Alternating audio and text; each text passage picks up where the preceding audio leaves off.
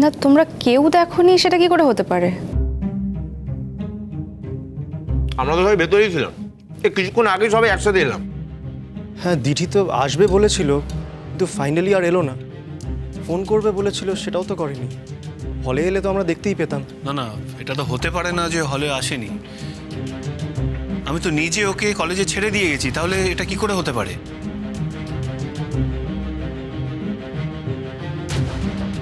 কিন্তু দাদা, ও তো এখানে আসেনি আর হলেও যায়নি। ও ইস, ও যখন এলোই ওকে একবার আমাদের ফোন করতে বলতে পারতেন। সন্ধ্যেবেলায় পেছনের দিকটা খুব আনসেফ হয়ে যায়। তুমি কি বলতে চাইছো বলো তো? ওর কি কোনো বিপদ ঘটতে পারে?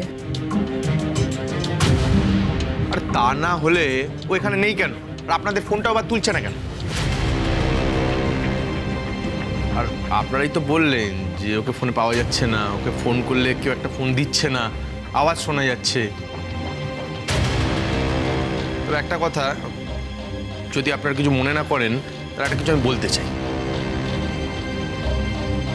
আমি না ওকে 2-3 দিন ধরে একটা ছেলের সাথে দেখছিলাম, বুঝেছেন?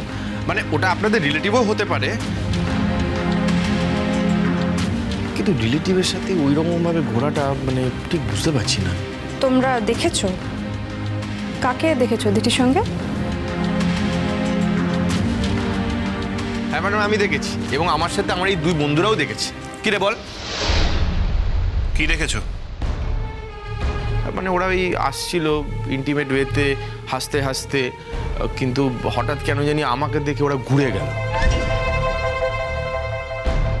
মানে তখনই আমার অ্যাকচুয়ালি সন্দেহ হলো যে আমাকে দেখে কেন ঘুরলো। মানে যদি রিলেটিভই হতো তাহলে আমাকে থেকে ঘুরে কেন যাবে? না মানে হতেও পারে বা নাও হতে পারে, ঠিক ব্যাপারটা আমি বুঝতে পারলাম।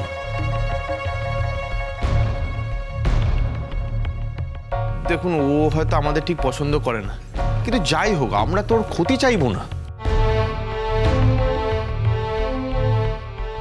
আরে আফটার অল আমরা তো ক্লাসমেট, এক কলেজে পড়ি, আমরা তো ওর বন্ধুই হলাম।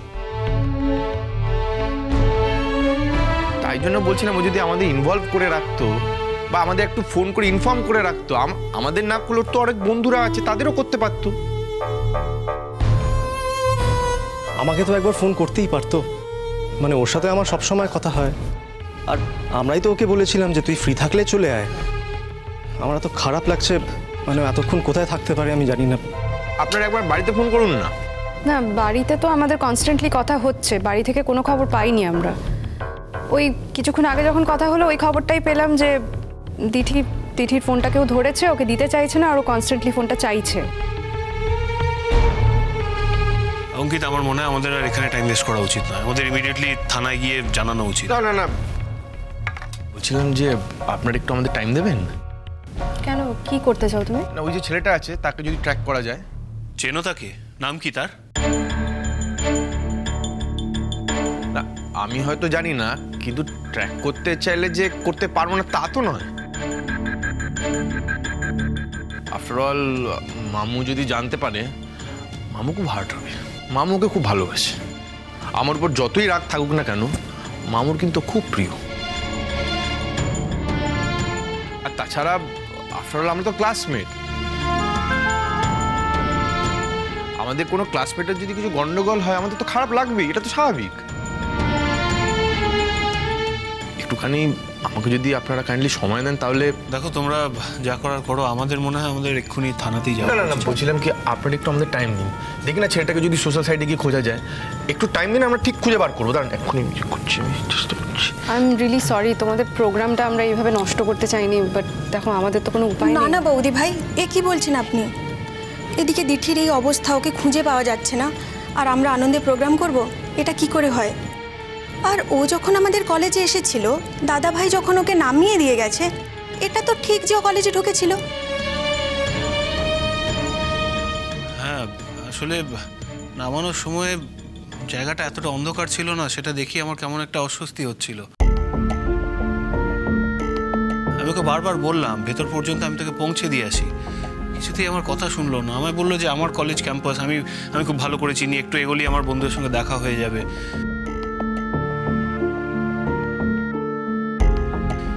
বুঝতে পারছি ওটাই আমার ভুল হয়েছে। ওর কথা না শুনে আমার জোর করে ওর সঙ্গে যাওয়া উচিত ছিল। যাই হোক, এখন সেসব ভেবে লাভ নেই। তোমরা দেখো, যদি কোনো খোঁজ পাও আমাদের ইমিডিয়েটলি জানিও, কিন্তু অনেক রাত হয়ে যাচ্ছে তো। দেখো, বুঝতেই তো পারছো একটা মেয়ের ব্যাপার, এত রাত হয়ে গেছে, এখনো বাইরে আছে, 3-4 ঘন্টা তো কেটেই গেছে না, এরপরে তো বিষয়টা হাতের বাইরে চলে যাবে। আমরা ইমিডিয়েটলি থানায় যাই, তোমরা যদি কোনো খবর পাও প্লিজ আমাদের জানিও, কেমন?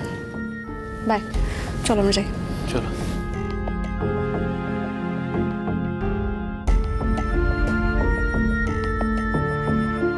কি আশ্চর্য, আমাকে একটা খবর দাওনি কেন? দেখো, ভেবেছিলাম ওকে পেয়ে যাব, সেই জন্য তোমাকে খবরটা দেওয়া হয়নি। আসলে কি হলো, বৌমা তো বারবার ফোন করছে, দিদির কোনো খবর পাচ্ছে না। সবশেষে জানা গেল ওকে কেউ আটকে রেখেছে, ও ফোনটাও কেড়ে নিয়েছে। তারপরে এসব শোনার পরে জাম্বো আর অঙ্কিতা তো গেল, কিন্তু তোমার আসতে এত দেরি হলো কেন? তুমি তো অফিস থেকে অনেক তাড়াতাড়ি ফেরো। আমি তো বলে গেছিলাম যে আজকে আমার দেরি হবে, জরুরি মিটিং আছে, বম্বে থেকে লোকজন আসবে। এনিওয়ে, আর বোধহয় দেরি করা উচিত হবে না। হ্যাঁ, বৌমা তো জাম্বোকে ফোন করেছে, ওরা থানায় যাচ্ছে। আরে বৌমা তো মেয়ের চিন্তায় ঘরে বসে থাকতেই পারছে না, খালি বলছে যাবে। আমি ওকে অনেক বুঝি সুঝি ওপরে পাঠিয়েছি। খুব ভালো করেছো, কোথাও যাবার দরকার নেই, আমি তো যাচ্ছি থানায়। হ্যাঁ, উপর আর রোহিতকে খবর দিতে হবে। আমি ফোন করে দেবো। ও বুয়া, কিছু খারাপ হবে না বলো? দিদিকে ঠিক খুঁজে পাওয়া যাবে বলো? হ্যাঁ, ঠিক খুঁজে পাওয়া যাবে, ঠিক। আরে বৌমা তো দিঠির বন্ধুদের ফোন করেছে, তারা বলেছে যে দিঠি ওখানে যায়নি। সবচেয়ে বাজে ব্যাপার হচ্ছে এটাই, আমার মনে হচ্ছে ওই অন্ধকার রাস্তাতেই কোনো ভয়ঙ্কর ঘটনা কিছু ঘটে গেছে। হ্যাঁ ভগবান, আমার নাতনিটা যেন কোনো ক্ষতি না হয় ঠাকুর। ক্ষতি হবে নাই বা বলি কি করে, ক্ষতি তো হয়েই গেছে। বৌমা তো বললো ওর ফোনটা কেউ আটকে রেখে দিয়েছে, কি করে ট্র্যাক করবে বলো তো? ফোনটা তো সুইচ অফ।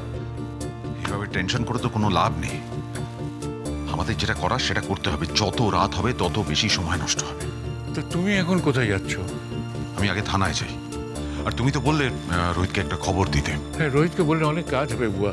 রোহিতকে বলো ও যেন পুলিশকে বলে যত তাড়াতাড়ি সম্ভব কাজটা করিয়ে দিতে পারে। রাতের মধ্যে যেন খুঁজে পাওয়া যায়, তাহলে তো হাতের বাইরে চলে যাবে। আর কি সর্বনাশ কি হয়ে গেল কিছুই তো বুঝতে পারছি না। বাবা, তুমি টেনশন করো না, দিদির কোনো ক্ষতি হবে না, কোনো সর্বনাশ হবে না। আর সর্বনাশের বাকি রইল কি? বৌমা তো নিজের কানে শুনেছে, দেখুন ও যা শুনেছে এটা সর্বনাশের চূড়ান্ত হয়ে যাওয়া।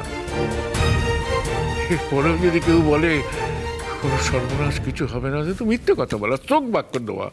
না বাবা, তুমি টেনশন করো না, আমি আমার মেয়েকে ঠিক খুঁজে বার করবো।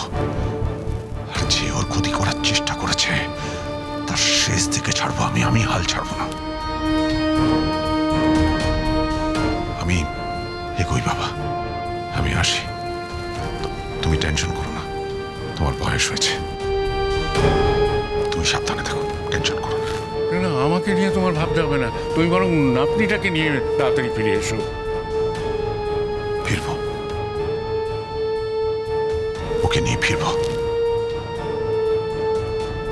এই সংসারের জন্য আমি কিচ্ছু করতে পারিনি কোনোদিন, না স্বার্থপরের মতন বেঁচেছি।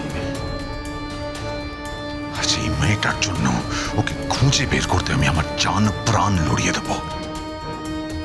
ওর কোনো ক্ষতি আমি হতে দেব না, কোনো ক্ষতি হতে দেব না আমি। ওকে খুঁজে বের করবই।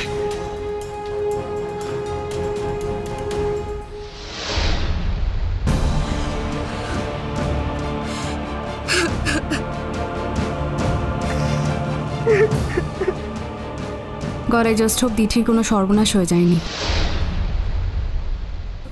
আমি যখন ওকে ছাড়তে এলাম না, তখনই আমার কেমন একটা স্ট্রাইক করেছিল। অন্ধকারটা দেখে বুকটা কেমন ছ্যাঁত করে উঠেছিল। ওকে তো বললাম কতবার করে, তুই একা যাস না, আমি তোকে ভেতর পর্যন্ত ছেড়ে দিয়ে আসি। কথাই শুনলো না, হন হনিয়ে চলে গেল। এবার থেকে না, যখন যেটা মনে হবে সেই অনুযায়ী কাজ করো। তোমার উচিত ছিল ওকে ধমকে কোনো মতে ভেতরে পৌঁছে দিয়ে আসা। দেখো তো এখন কীরকম টেনশন হচ্ছে। এত রাত হয়ে গেছে, 3-4 ঘন্টা কেটে গেছে। I really don't know what she is up to. তার মধ্যে যদি কারোর কোনো বদ মতলব থেকে থাকে তো। আচ্ছা অঙ্কিতা, দিঠির কোনো অ্যাফেয়ার নেই তো? আচ্ছা যদি অ্যাফেয়ার থাকেও বা তাতে অসুবিধে কি? মানে বাড়িতে বলবে না কেন? পালানোর কি হয়েছে? আমরা কি মেনে নিতাম না? আমরা কি রাজি হতাম না? নাকি নাকি ও আবার নিজের পায়ে দাঁড়ানোর আগেই বিয়ে করার প্ল্যান করেছে? I really don't think so. আমার মনে হয় না এরকম কোনো ব্যাপার আছে। আর দেখো, সেরকম যদি কিছু থেকেও থাকতো আই এম শিওর আমরা কোনো না কোনোভাবে জানতে পারতাম। আর ফোন কেন করবে না? কোনো না কোনোভাবে কিছু না কিছু তো আমরা জানতে পারবো। না, এরকম হতে পারে না। আর দেখো, ও তো যেতেই চাইছিল না, আন্টি ওকে জোর করে পাঠালো। না না, আমার মনে হয় না সেরকম কোনো ব্যাপার আছে।